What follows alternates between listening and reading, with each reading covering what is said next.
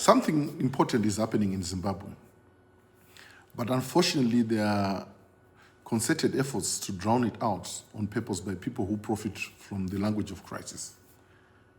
The Zimbabwean economy grew strongly in 2025.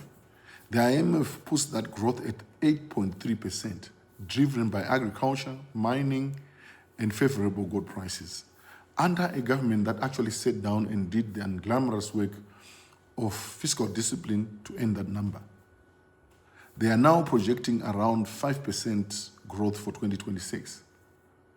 The IMF also just completed the first review of Zimbabwe's staff monitored program. After this government met every single target and every single benchmark it committed to. That is success. The World Bank tells the same story. A real recovery led by agriculture, mining, and improved stability. Are there any challenges, you might ask? Of course. We've got a huge national debt.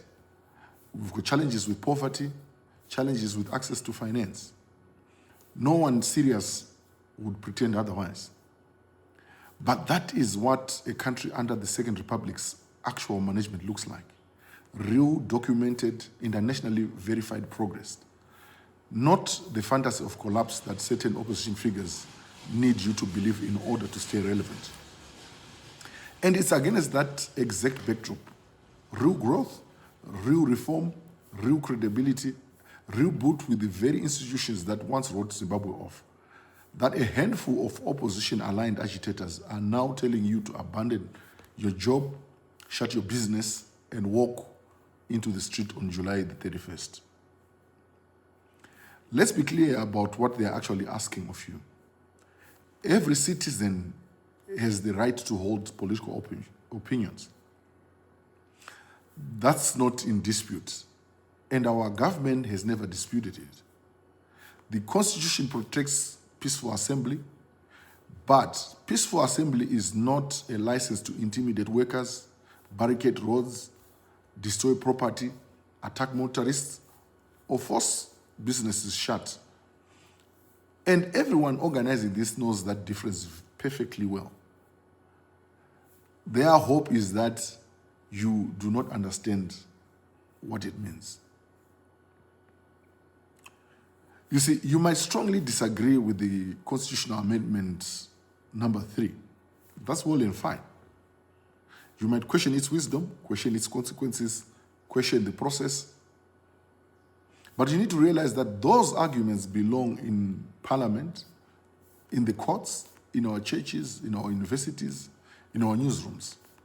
In fact, in every legitimate space this democracy actually provides to you. What no opposition figure, no foreign-funded civic front, and no self-declared activist has the right to do is to convert your disagreement into your own personal criminal liability. And this often happens while they ensure that these activists, they don't take any risks. They don't risk anything at all. Constitutional Amendment Act number 3 passed through the Parliament with the majorities the Constitution requires. The Senate's own record shows 75 votes in favor, 4 against.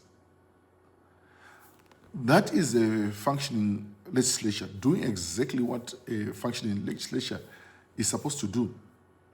And the same people screaming illegitimate today will not name a single procedural rule that was actually broken, because none exists. Zimbabwe should remember January 2019, because we have watched this exact script before. Organizers promised a peaceful stay away over fuel prices.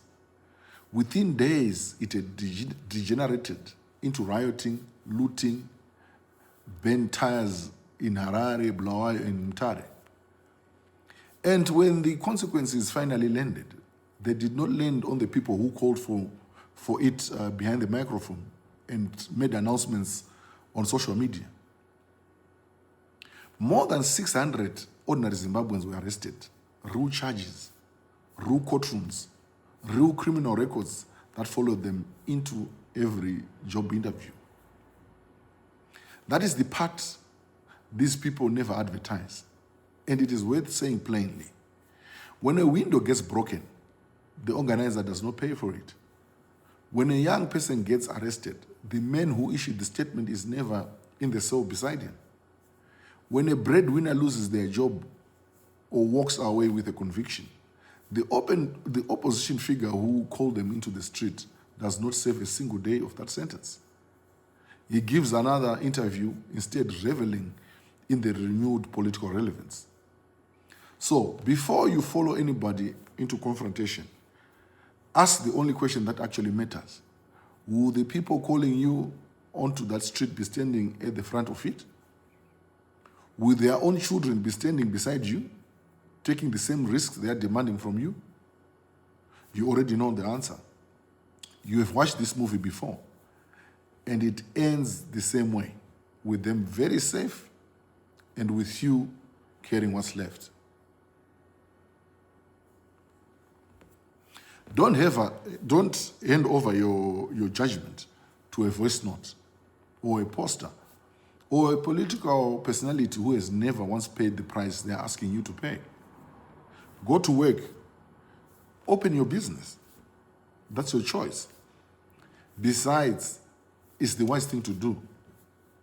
If you want to disagree peacefully and lawfully. That's your choice too. This country has never punished a Zimbabwean for having an opinion.